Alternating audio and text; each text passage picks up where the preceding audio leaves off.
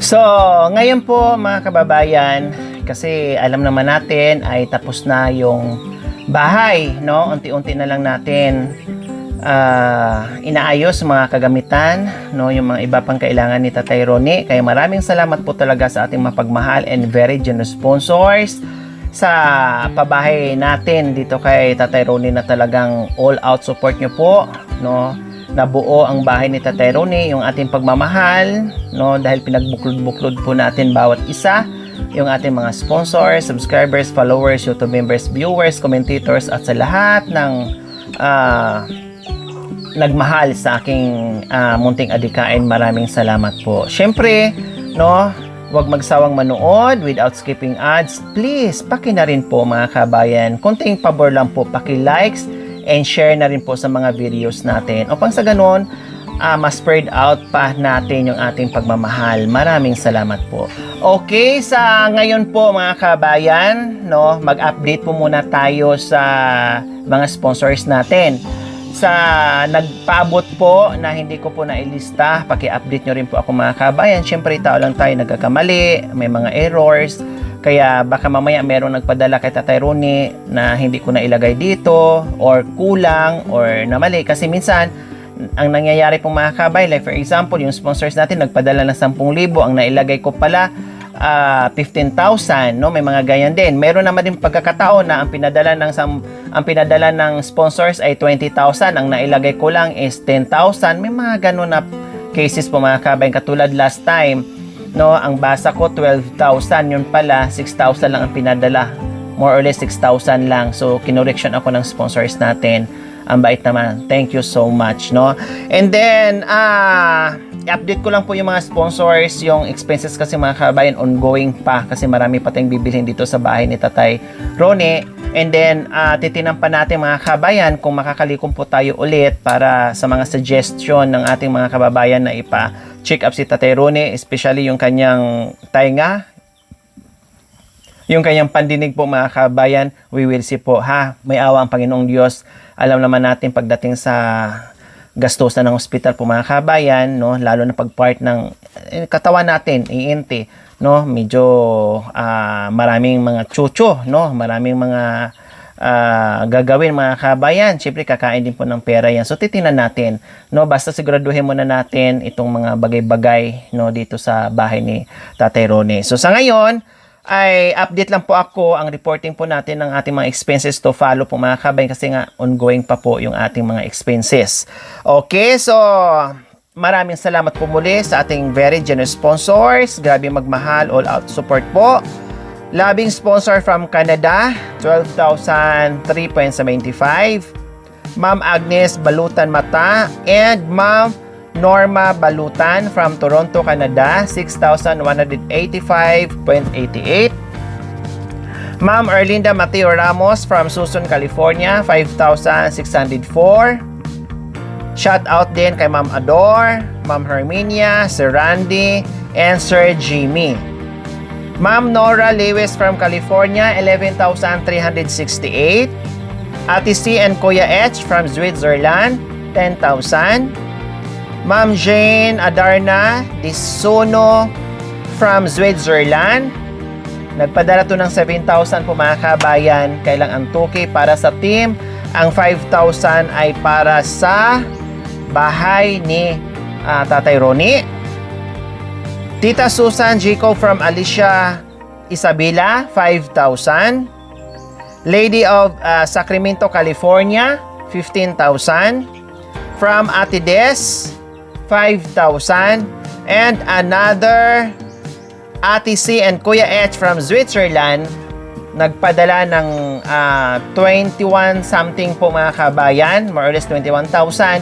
Ang 10,000 another dito kay Tatay Ronnie, ang 10,000 para po sa team, panggas and everything, no, sa ibang expenses po mga kabayan. Highly appreciated. Thank you so much po Ate C, Kuya H from Switzerland sa all-out support niyo po sa aming munting adikain. Salamat po sa inyong pagmamahal.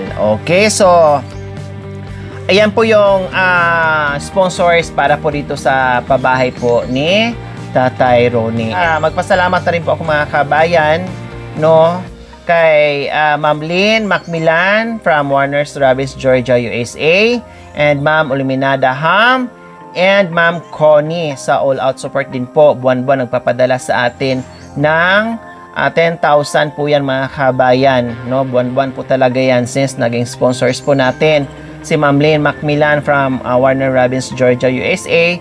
At binibigyan po talaga tayo buwan-buwan para sa ating other expenses, no, yung mga gas natin, merienda and everything. And ganun din sa mga allowances na binibigay po buwan-buwan from Auntie of California and my loving sister from California. Salamat po sa inyong all-out support, sa inyong pagmamahal. Maraming salamat po sa ating lahat. So ngayon po mga kabayan, dahil uuwi po kami ng Pangasinan mamaya, after po namin dito, no, uuwi kami ng Pangasinan kasi nga na ubusan ng mga damit, and then syempre mga kabayan, kailangan din naman umuwi, no, kasi may pamilya din tayo doon sa Pangasinan mga kabayan, lalo na yung anak ko, no, so kailangan din po kahit once a week na bibisita namin. So bago kami uuwi mga kabayan sa Pangasinan, ay maglagay muna kami ng kugon kasi talagang sinadya po namin yung kusina ni Tatay Ronnie na ikugon lang namin. At least kung usukin man ang usukin, kasi syempre dyan siya magdadapog, dyan siya magsasayin, everything.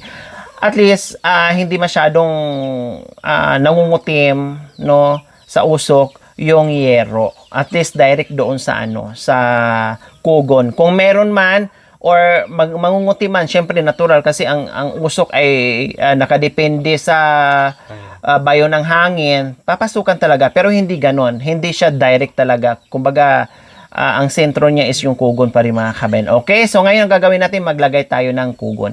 So ayan po mga kabayan, ito yung part na ikugon natin. Lagay lang yan ng mga kaldero niya, yung mga pinggan niya dyan, no? Open na yan mga kabayan, no? And ayan, no, dito katulad nito, dito siya nagdadapog or dito siya nagsasaing. Pag gininaw siya, dito din siya magdapog mga kabayan. Open lang.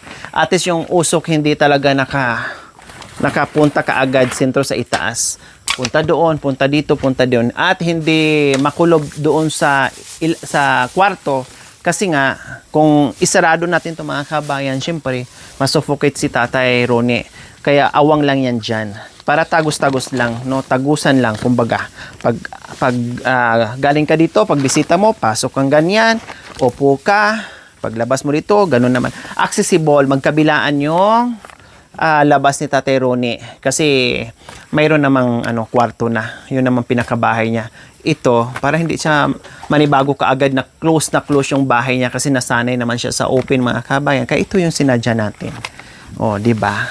So, okay. So, i-ready natin yung kugon kasi nga kugon dito mga kabayan, no, kugon. So, ayan mga kabayan, may mga kawayan naman diyan, no, pwede na yan, matitibay pa naman.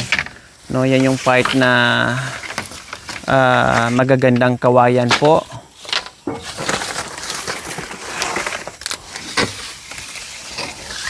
Maano lang siya tingnan, syempre sa usok yan, pero bago pa yung mga kabayan. Maayos pa. Maglagay muna tayo ng pangkapitan ng kugon.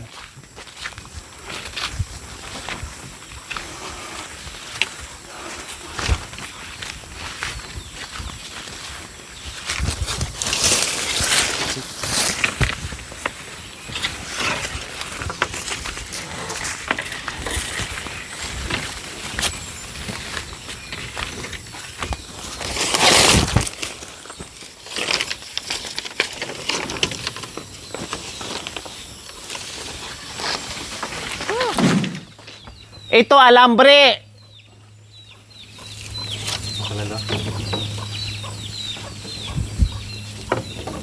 Relax ka lang daw. Relax ka lang.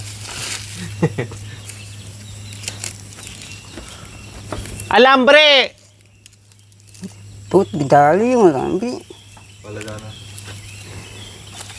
Putang manaling ilib, bidali. Mamaya sa ilid daw. Ilid? Ilid? Mamaya sa ilid daw.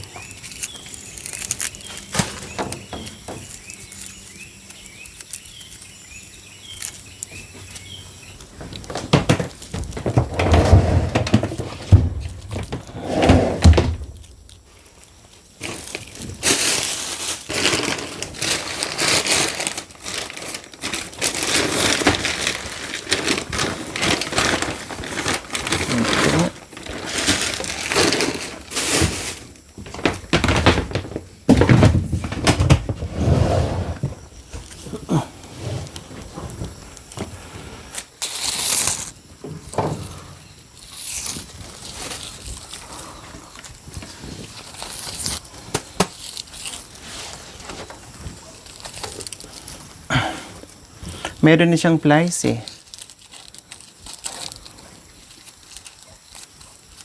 Dapat naka-ano yan eh. Naka-alambre. May daw sa ilid. Ah.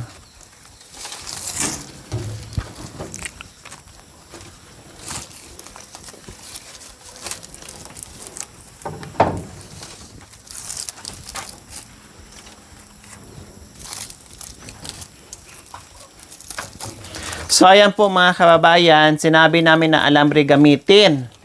No, pero sabi niya mamaya, parang guide lang po niya mga kababayan, kaya nilagyan muna niya ng straw tali-tali, guide lang po niya. Mamaya paglagay niya ng kugon mga kababayan, lalagyan din po niya ng alambre kasi marami naman pong alambre diyan. No, iniwan, sinadya po talaga yan na pinaiwan ko kasi hindi naman alam maglagay ng kugon ng ating mga karpintero. No, yung iba nga po mga kababayan mag-hire pa kung sino yung magaling maglagay ng kugon mga kababayan kasi hindi po basta-basta maglagay ng kugon or magkabit ng kugon mga kababayan kasi kung hindi marunong, nako mga kababayan, tutulo din. Tatagos din yung tubig ulan. Kaya kailangan marunong ka dyan na walang tagas, kumbaga. No, katulad sa Viewdic po mga kababayan, nag-request pa ako ng ibang tao para gumawa at maglagay, magkabit sa kugon po mga kabayan. Ganyan po, no? Tulad ni tatay, marunong, alam naman niya na siya ang gumawa sa bahay kubo niya na kugon po lahat mga kabayan. Ang laki-laki nun, no? Nakayanan po niya. So ito, kapiraso lang naman po, no? Siya ang maglagay para at least walang tulo at alam niya kung paano ilalagay po mga kabayan.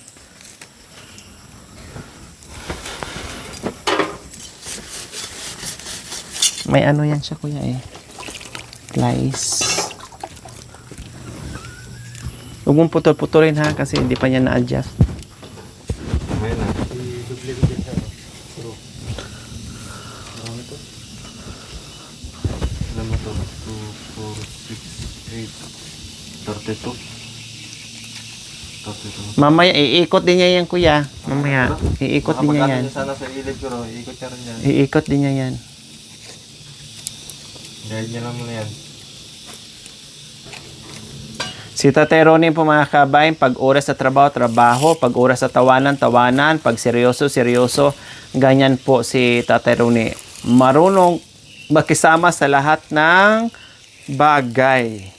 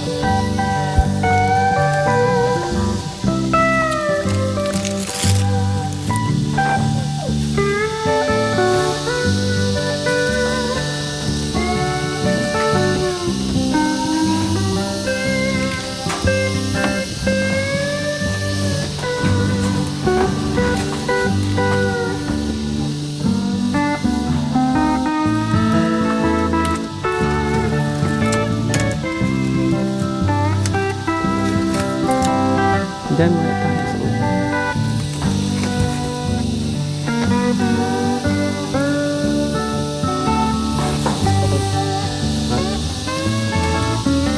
Isa pa.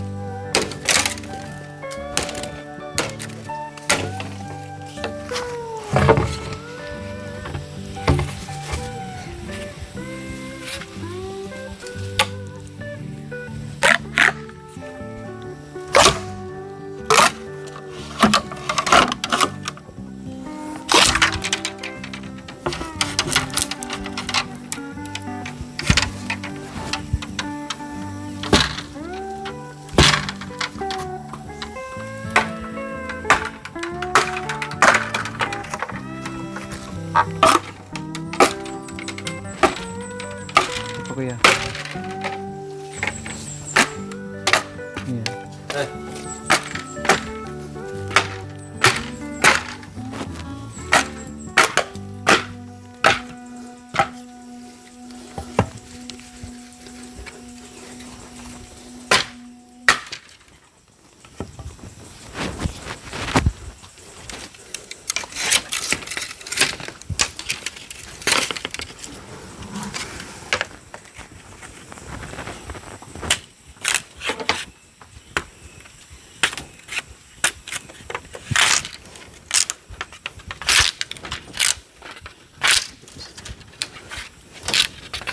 Kasi papasok sa hangin.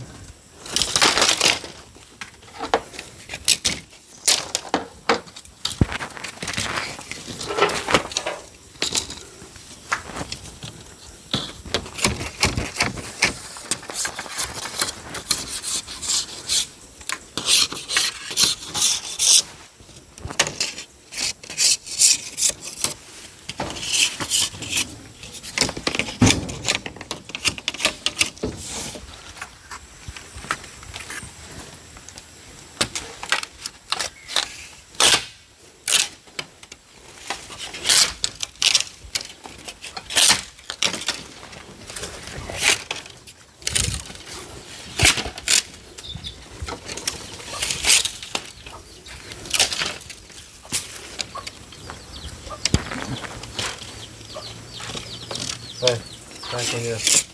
Hindi.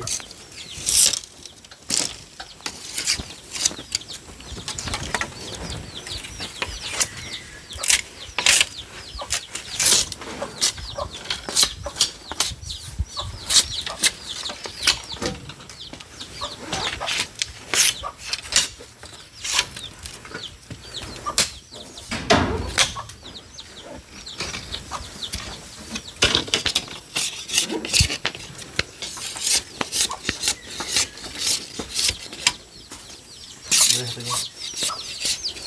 Ayan, taba-taba.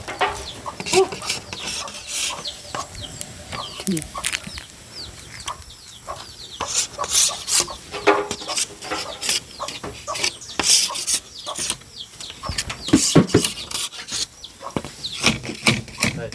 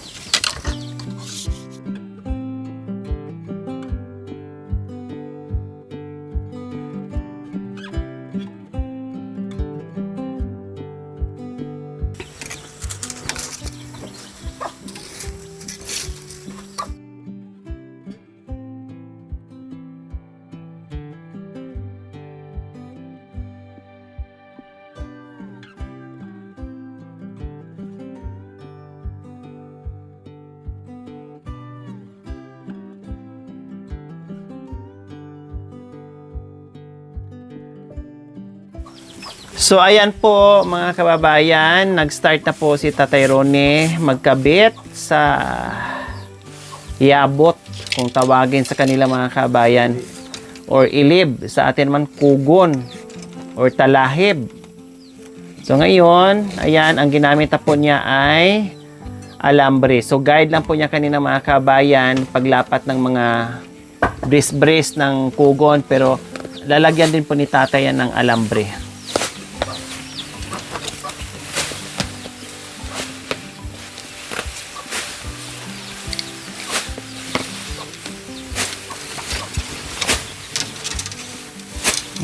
Ano mga tama na. Dandahan kasi sobrang pati yan. Mga tika talaga. So ayan, kinapalan na ni Tatay Ronnie po mga kabayan.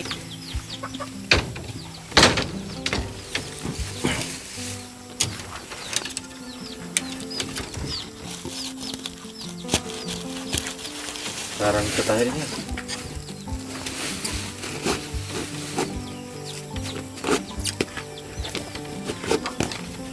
Siya lang, kaya kinatatansyan niya.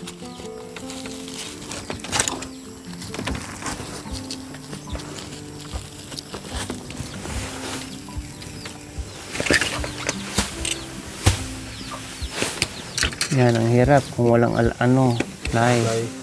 Paano niya mahigpitan?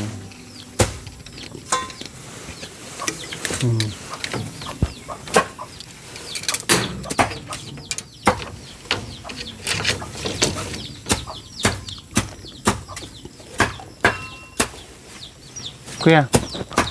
Ay. Kuya.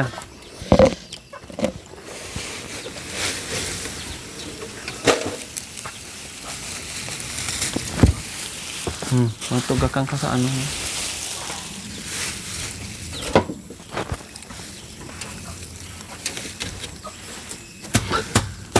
Gamitin sa ano mamaya.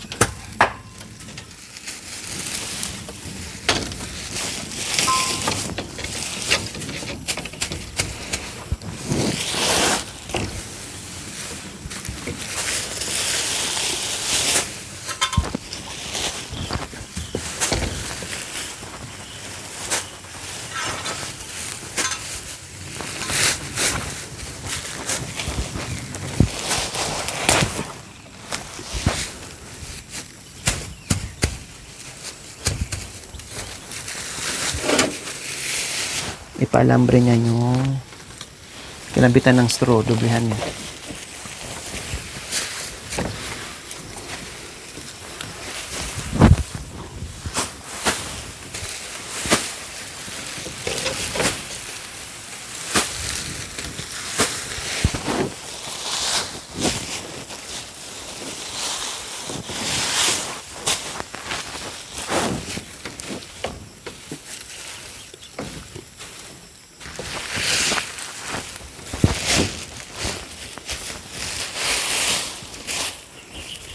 Guntingin.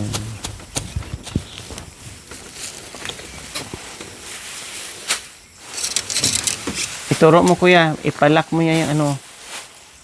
Iya.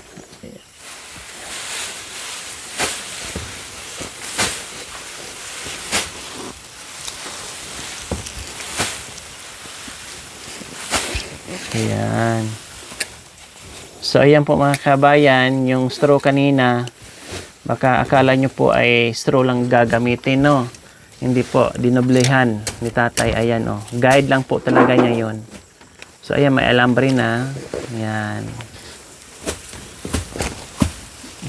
Diba? Ang galing ni Tatay Rone. Higpit-higpit.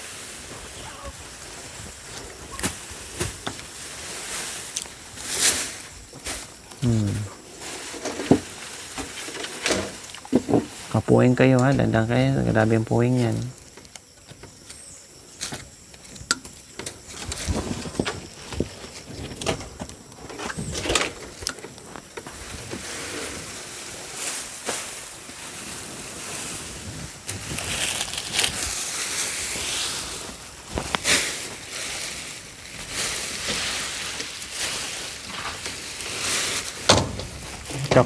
Kapal ang ginawa ni Tatay Rone. Kung matagalan ko yan. Ilang taon yung naabot na nila? Hmm. Kapalo. So ayan po mga kababayan, nagawa na po natin yung isang linya po mga kababayan. Hindi naman kasi ito kalakihan. Sakto lang, no? So isang ganyan, dalawa, mga tatlo na pong linya mga kababayan, matatapos na tayo. Siyempre, nagpahinga muna yung ating karpintero. No, pinainom muna natin ng tubig. Oh, talagang bumaba si Tatay Ronnie at nagyosi muna, kailangan magpalakas para lalong lumakas sa paggawa ng kugon. Kaya lumanghap muna ng sariwang hangin na mausok-usok. Ayos! Happy! Happy! Oh, happy. Oh, sige, pahinga ka lang dyan, Tatay Ronnie. No? At ito, syempre, lilinisin man to mga kabayan, yung mga sabot-sabot na yan. Ayan, lilinisin natin yan. Oo, para maganda talaga. O, diba? Sabi ko, mas maganda dito, kugon lang. Mausukan man siya, okay lang. Saka, maingat naman si Tatay Ronnie, no? Maingat naman siya sa kanyang bahay. Diyos ko, ilang dekada na yung bahay mga kabayan, hindi naman siya nasunog. Naganda gutay-gutay na lang. Bakit kami din po mga kabayan? Pinanganak ako hanggang natapos ko yung grade school. Ganito naman ang aming bubong. Hindi naman kami nasunog, samantalang doon kami nagluluto mismo sa loob. No? Yung kusina namin ay nasa loob ng bahay. Kasi mataas ang bahay namin mga kabayan. Malaki ang bahay namin kahit kugon. Pero maganda at malaki. No? Kaya nasa pag-iingat na lang po yan. Bakit yung iba nakasemento, nasunog? No? Nasa pag-iingat na lang po yan. O di ba natanggalan natin mga kabayan, malinis na siya. Ayan. O, di ba? Malinis na mga kabayan. Kailangan lang linisin siya. Yung mga sabot-sabot. O, yan. Grabe ang kapal ng kugon ni Tatay Ronnie. Ayan o, ang kapal o, halos isang dangkal. Ayan o, ang kapal ng nilagay niya. Talagang sinulit niya yung paglagay ng kugon mga kabayan. Para lalong tatagal. Oh, pumatong na pala. Akala ko magpahinga muna. Nagyusi. Hay! Ay! May yusi ka ha, baka mamaya mahalaglag dito. Alam daw niya. Sabi niya. Ibig sabihin alam niya. Nagsinyas. May utak daw siya. Nano? Aray ko, puso. Puso? Ano puso?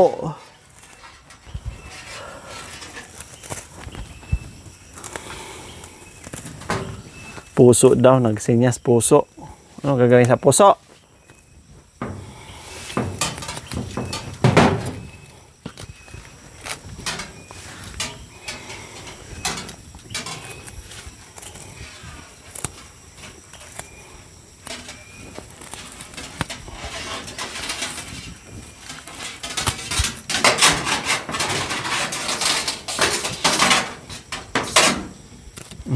Diba? Kanina ang daming lawit-lawit. Ganyan lang yan paglinis mga kabayan. Ito kahit summer na summer mga kabayan, hay Diyos ko apo. Hindi mo maramdaman kahit magkumot ka ng makapal. Hindi mo maramdaman yung init. Malamig pa rin siya pero pag yero ay apo. Pawisan ka talaga ng husto, di ka pa makakumot. Sasakit pa ang ulo mo sa init.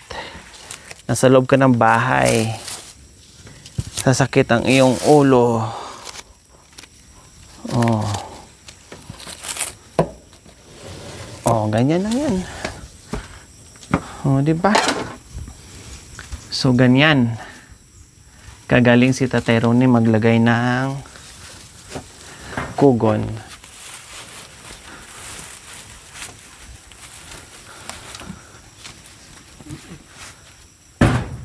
Dahan-dahan na, masugatan.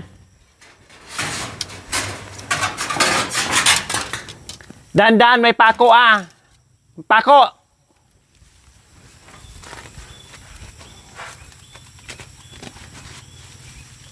Buat na lisanin ang puting baliw. Meron ka pinaghihintayin ang sulat. Pangako mong binitawan, minsa'y walang sesay, magtapat na giliw. Hindi ko'y tanggapin, babalik ka rin pang tayo magkapili.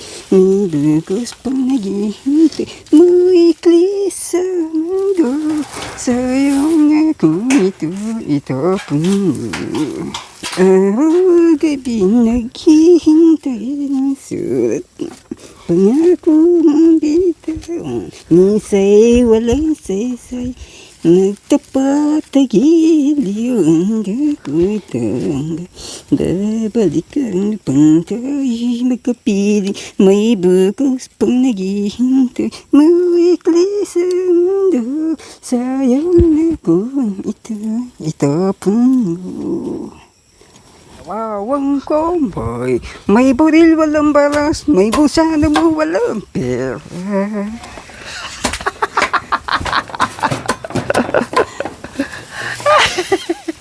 Ang kawawang kamboy. Talaga naman eh.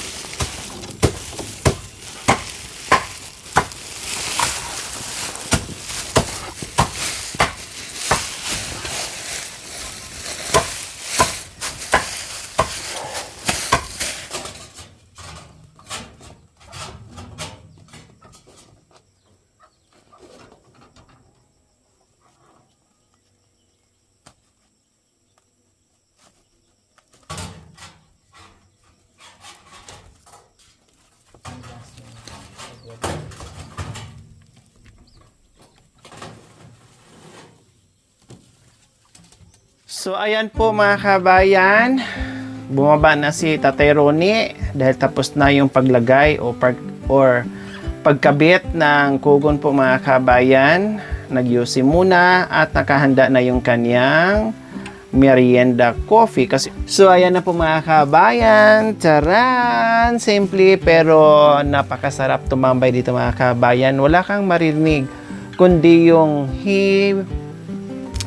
wala kang maririnig mga kabayan, kundi yung huni ng ibon lamang po ang maririnig mo. Ang sarap mag-relax, no? Talagang fresh na fresh po mga kabayan. Bahay na po talaga mga kababayan dahil tapos na rin po yung kusina, wala na tayong problema.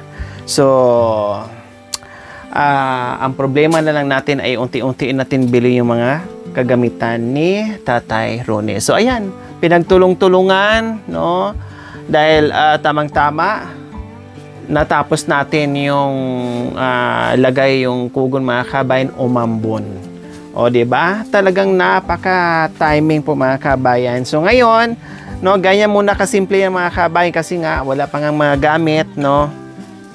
Ay bibilhan din natin ng ilan-ilan. Huwag yung masyadong madami, yung sakto lang, no, na magagamit ni Tatay Ronnie. Kasi bibilhan din natin ng marami mga kabayan, yung iba itatago lang. No, wala namang ganong kadaming bisita si Tatay Ronnie, kundi kami lang, no, itatago lang ni Tatay Ronnie, and then mabubulok lang, masisira lang, magkukupas lang, no, ay yung sakto lang, no, yung sakto na merong gagamitin, no, at may gamit si Tatay Ronnie. So ayan, yun lang muna ang nabili namin, yung mga basic needs po mga kabayan, no, dahil alam nyo naman, nakita nyo naman habang tayo ay nagbulatlat sa mga sako, pero wala tayong nakitang pinggan. Isang mangkok lang ang nakita ko mga kabayan. At isang kutsara, wala na. Baso, yung nabili natin pangkape po mga kabayan. So ngayon, linis tayo muna habang nagkakape at nagpapahinga si Tatay Roni dahil meron pa tayong gagawin after dito.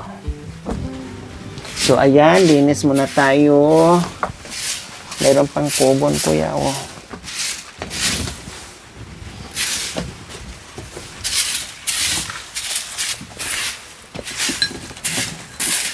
Kanina naabutan natin si Tatay Roni dito mga kabayan. Dito na siya nagsaing. Okay lang mausukan yan or maging kulay ano yan, kalawang, okay lang kasi talagang ganyan ang kusina mga kabayan. At least hindi direct doon sa yero.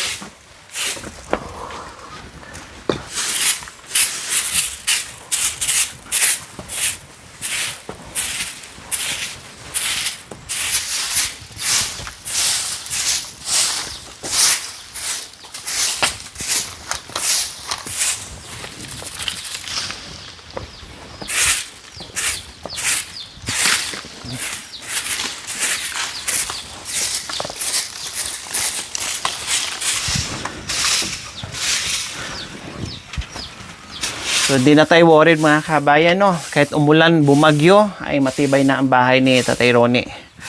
At natapos na rin natin sa wakas yung kanyang kusina na napaka presko. Oh. Galing mong gumawa ng ano biyasan eh. Magaling gumawa ng kabit ng kugon. Ilib. Sino gumawa doon sa bahay mo? Ilib ng bahay mo? Ha? Sino gumawa dito dati? Miguel. Ha? Miguel. Michael? Kuya Michael? Miguel. Miguel? Tinulungan ka? Dalawa kayo.